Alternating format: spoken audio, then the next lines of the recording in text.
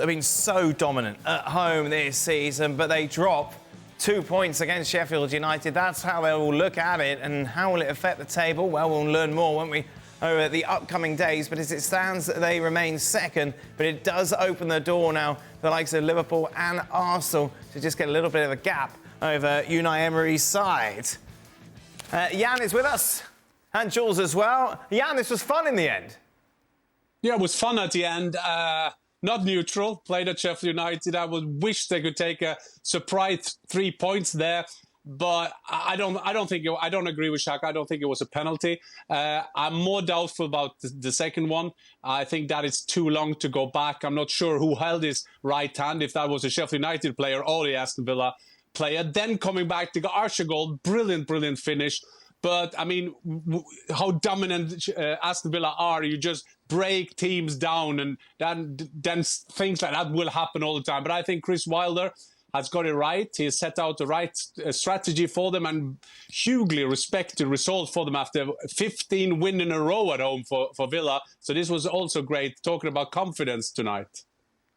Jules, I was really surprised when VAR took it back that far, because Sheffield United had the ball, they had possession, they had the opportunity to clear it, and then it's almost like another phase of play, isn't it? I understand that is definitely a foul on the keeper, there's no question about that, but from what we've seen before from VAR, they have been reluctant to go that far back. Yeah, completely. I was really surprised as well. I agree with you. I mean, it's not clear within the VAR rules, if you want, even the briefing that someone like Howard Webb could give, or VAR, PGM, VAR in general would give on how far you're allowed to go back, or you should really go back. It's not even being allowed, it's how much you should go back. Maybe it's just using common sense. I'm not sure there was much common sense today in going back that far back, by the way. Maybe it's the feeling about the referee. Maybe he could not see the foul properly, otherwise he would have given it straight away. So they ask him, I'm really not sure. But again, this is not clear enough. And for all the things that we discuss about VAR all the time, the good things, the bad things, the one thing that we say all the time is we just need clarity. Okay, this is what we do. Let's say after 5 seconds, you just can't go back. After 2 phases of play, you can't go back. Because then he opens the door to something like tonight. And if in the end Villa miss out on the title for 1 point, for example, then I think we will all talk back again about this game. And yeah, of course, Bailey could have scored and then Archer could have equalized later and it would have still finished 1-1. However, it might have been a completely different game had this Leon Bailey goal been allowed by the referee, and Villa would have won the game. For me, it's not so much about the time, to Jules' point, because we've seen a foul committed at one end of the park, ball go all the way up the other end, and they score, and you bring it back. But it's kind of in the same passage of play. This one just felt different for me, and even though, yes, as I say, in time-wise, it's been called back for short infringements, the ball pinged around in the Sheffield United box. Then Sheffield United, after that, got gun control, and they gave it away. So it just felt a little bit odd to me, and in terms of phases of play and all the other language that they use in the laws of the game, it just felt a little different. Villa finished in top 4, Jan? No. I don't think so. I think that will be, although I'm very, like everybody else, impressed for what Emery is doing that. But, I mean, the usual suspects will be City, Liverpool, Arsenal.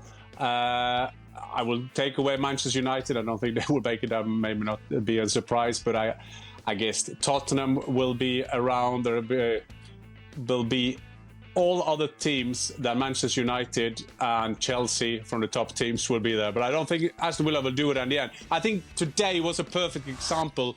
What you that need wasn't a very of convincing argument, yeah. And you said no, and then you went, well, not Man United, they're not going to do it. Chelsea aren't going to do it. Sorry, I'll try again. I think that the usual suspect will be there with the top 3, 100%. Yeah. Liverpool, City, Arsenal. Yeah. But I'm very impressed by what they're doing, Aston Villa. But I just felt today they had the chance, 15 in a row, they will be top of the league. That's what you need to be up there. You need to win these key games. And I think that's what you're lacking. Maybe then you need another year or whatever. It's like, it's a bad example, but Arsenal didn't have it last year to win the league. I think they've taken that step now, but I think clubs need to take that step. And Aston Villa, for me, showed tonight that they don't have it 100% yet. I think we'll learn the truth about Aston Villa in the coming weeks, to Jan's point. you go on this incredible run at home. Yep. 15 wins in a row. You include Arsenal, you include Manchester City in there. Probably the last game you're thinking you aren't going to win is Sheffield United coming to town. Yeah. And this is those learning points, these experiences that I think differentiate title-winning teams from teams that put together good runs. You don't drop points when you shouldn't. Now, I think this game is a perfect example as to why Aston Villa won't win the title. But then when you're talking about top four and you're trying to figure out who else is there outside of the usual three suspects, of course, we have January to come. You're going to think Spurs, Newcastle, Villa, don't you? And right now, I'm not convinced that Spurs are strong enough to put together a sustained run. We have to see how Newcastle cope with their injury issues, and we have to wait to see, of course, how well everybody does in the January transfer window. But as things sit right now, I think Aston Villa are comfortably in the top four of the league. Yeah. As we sit right now. That's where the Hislop money's going? Well, that's where your money is. Jules?